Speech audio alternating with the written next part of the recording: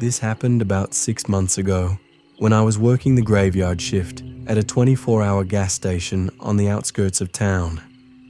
I'd taken the job because the pay was decent and I needed the money for my college tuition. My girlfriend Sarah was always worried about me working alone at night, but I kept telling her it was fine. The place was well lit, had cameras everywhere, and I figured most trouble would come from drunk college kids, not anything too serious. The gas station sat at the intersection of two highways, about 15 minutes from the nearest neighborhood. During the day, it was busy with truckers and commuters, but after midnight, it got pretty quiet.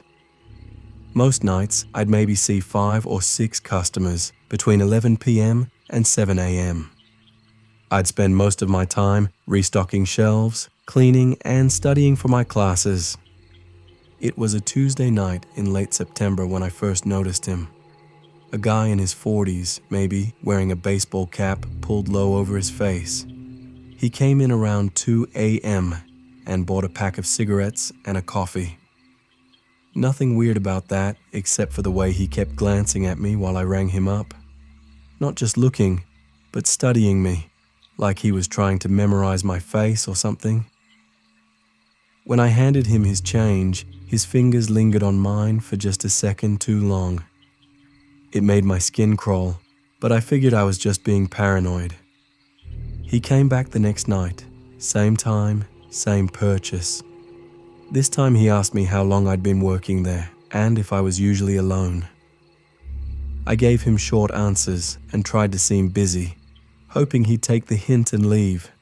He hung around for maybe 10 minutes, wandering the aisles, but eventually left without buying anything else. By the third night, I was starting to feel uneasy. Sarah had texted me earlier asking how work was going, and I almost told her about the guy, but I didn't want to worry her over nothing. When he showed up again at 2:15 a.m., I was ready for him. I had my phone within reach and made sure to stay behind the counter where I could hit the panic button if I needed to. This time, he didn't just buy cigarettes. He walked around the store for almost 20 minutes, picking up random items and putting them back. Energy drinks, chips, candy bars. I could see him on the security monitors, and it looked like he was killing time, waiting for something. When he finally came to the counter, he had a Coke and a bag of pretzels. "Quiet night," he said, and his voice had this quality to it that made me uncomfortable. Too friendly, like we were old friends or something. "Yeah," I replied, not looking up from the register. "You know, I drive past here every night on my way to work. I've been thinking about stopping in more often. Gets lonely on the road." I didn't respond to that, just told him his total and waited for him to pay. He handed me exact change, but instead of leaving, he leaned against the counter.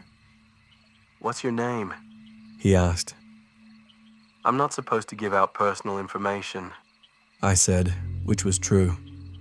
Our manager had told us never to tell customers our names or anything about ourselves. He laughed, but it didn't sound genuine. "Fair enough. I'm just trying to be friendly. This is a nice place you got here. Safe, quiet. I bet nothing bad ever happens here." The way he said it made my stomach turn, like he was thinking about changing that. I told him to have a good night and turned away to organize some cigarette packs behind the counter. When I looked back, he was gone. I called Sarah as soon as he left, and this time I told her everything. She wanted me to quit right then and there, but I convinced her I was probably overreacting. I promised her I'd talk to my manager about it in the morning. My manager, Dave, was in his 50s and had been running gas stations for decades. When I told him about the guy, he didn't seem too concerned.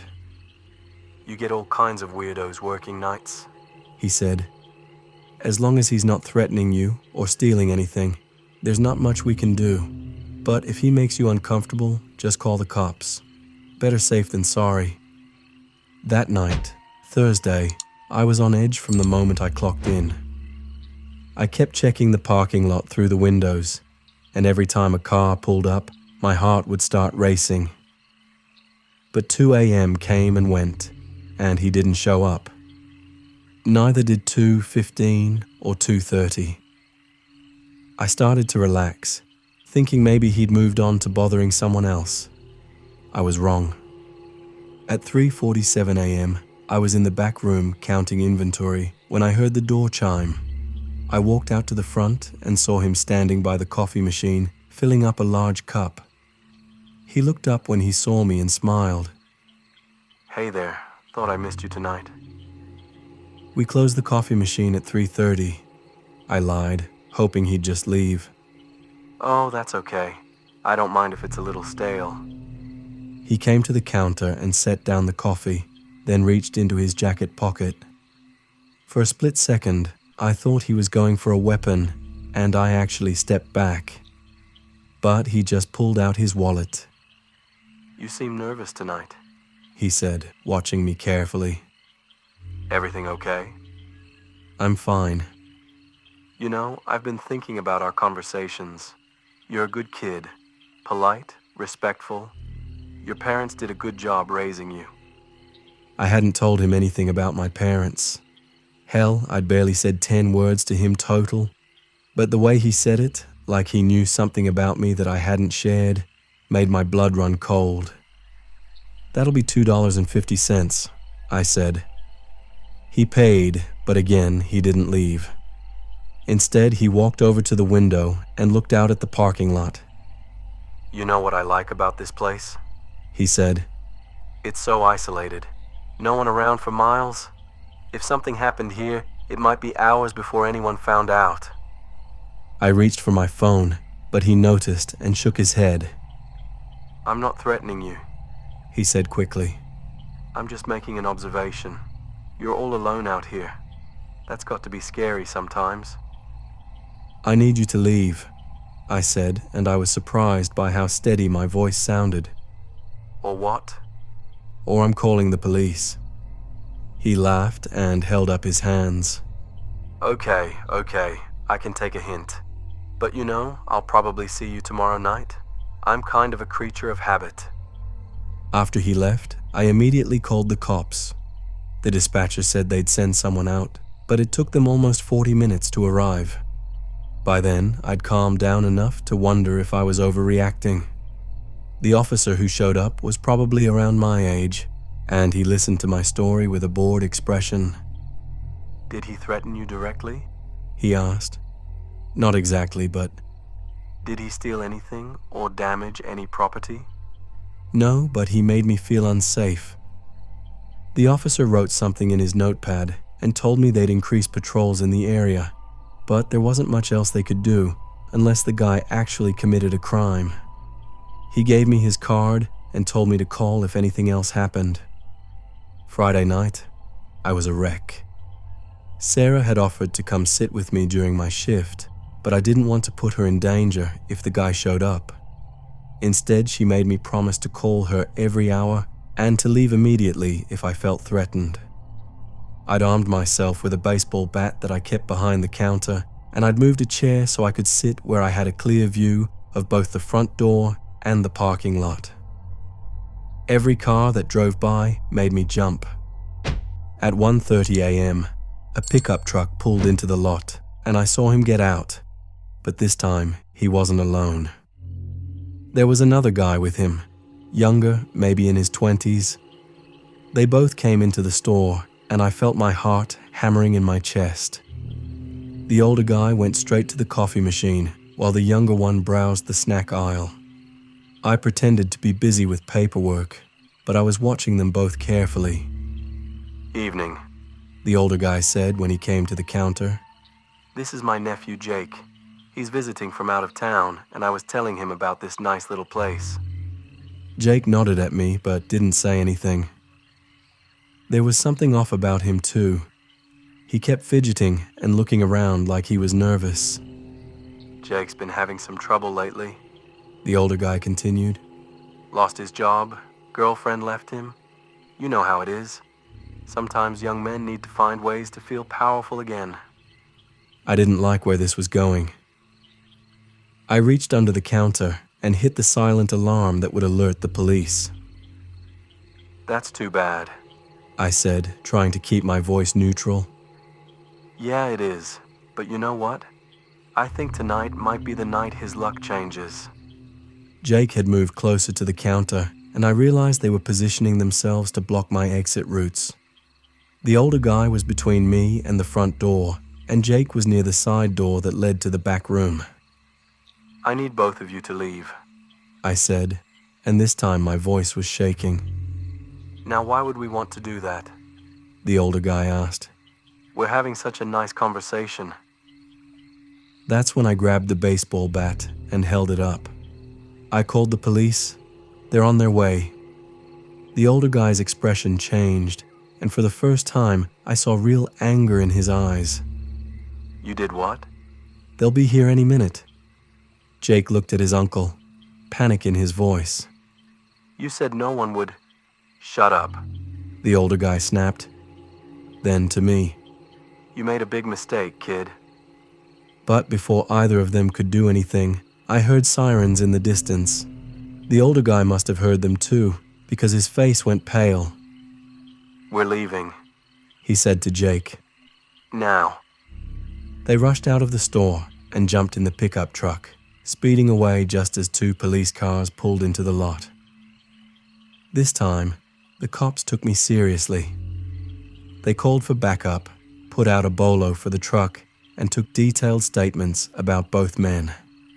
It turns out the older guy had been doing this for months, targeting night shift workers at isolated businesses around the county. The police had been tracking a pattern of robberies and assaults that all fit the same profile: lone workers, late night hours, remote locations. I wasn't his first victim, but thankfully I was going to be his last. They caught him and Jake 3 days later trying to rob a convenience store 2 towns over. During the arrest, they found zip ties, duct tape, and a knife in the truck. The detective who called to update me said I was lucky I'd trusted my instincts and called for help when I did. I quit the gas station job the next week. Sarah was relieved, and honestly, so was I. I found work at a restaurant where I'm never alone, and there are always people around. It pays less, but it's worth it for the peace of mind. Sometimes I think about what would have happened if I hadn't called the police that night, or if they'd arrived just a few minutes later. The detective told me the older guy had a history of violence, and based on what they found in his truck, he wasn't planning to just rob me. I still have trouble sleeping sometimes, and I get anxious in situations where I'm alone at night. Sarah's been incredibly patient with me, and I'm seeing a counselor to help deal with the anxiety. But mostly, I just feel grateful that I listened to that voice in my head that told me something was wrong. The thing that bothers me most is how long he'd been watching me before I noticed. How many nights had he driven by, studying my routine, planning whatever it was he was going to do? How many other night shift workers had he targeted before me?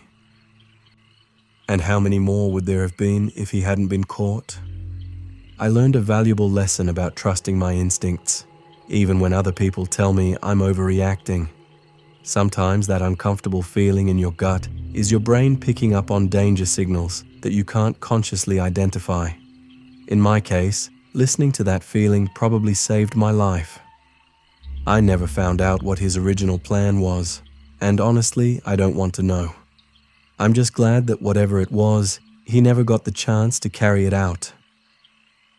The detective said he'll likely be in prison for a long time, which gives me some comfort.